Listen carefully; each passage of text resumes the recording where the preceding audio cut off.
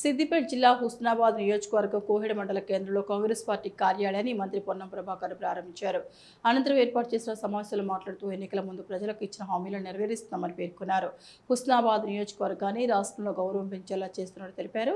ఇక కోహెడ మండలంలో 200 కోట్ల రూపాయలతో యంగ్ ఇండియా ఇంటిగ్రేటెడ్ స్కూల్ పనులు యుద్ధ ప్రాతిపదికన నడుస్తున్నాయని వెల్లడించారు. కాంగ్రెస్ కుటుంబ సభ్యులందరికీ మాజీ మండల కాంగ్రెస్ అధ్యక్షుడు ధర్మయ్య గారు ప్రస్తుత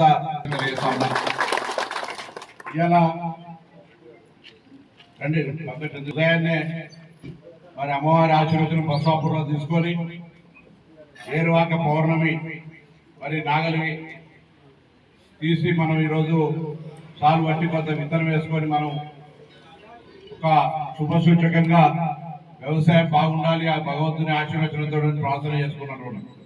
దాని తదుపరి ఓటర్ల సవరణ జరుగుతూ ఉంది. ఓటర్ల సవరణలో అర్హత కలిగిన ఏ ఒక్క ఓటర్ కూడా మిస్ కాకుండా ఉండాలని ఏదైతే ఓటర్ రివిజన్ జరుగుతూ ఉందో ఆ ప్రక్రియను ఒకసారి ఆ గృహాన్ని గురించి నిర్మింపబడ్డాడు.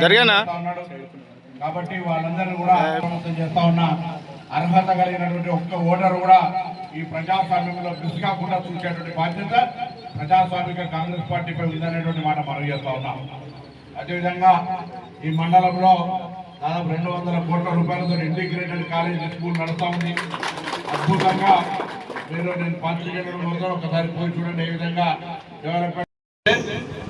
తప్పకుండా మీరు ఎక్కడికి వెళ్ళినా ఏ ఊరికి వెళ్ళినా మా హుస్నాబాద్ నియోజకవర్గం అంటే గౌరవం పెరుగుతుందనే మాట నేను అడిగాను.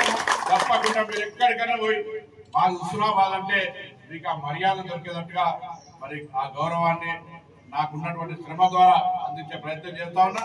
మీ ఎమ్మెల్యేగా మీ మంత్రిగా ఇవాళ అటు శాసనసభ తీసుకున్నా, రాష్ట్ర కాంగ్రెస్ పార్టీలో తీసుకున్నా, హుస్నాబాద్ నియోజకవర్గంలో తీసుకున్నా, నా దగ్గర గౌరవం వచ్చినా నేను ఇక్కడికి వచ్చినా హుస్నాబాద్ అంటేనే మరొక ఆయువుగా ఆ ఊపిరిగా మీ అందరికీ అటువంటి అందుబాటులో ఉన్నాను.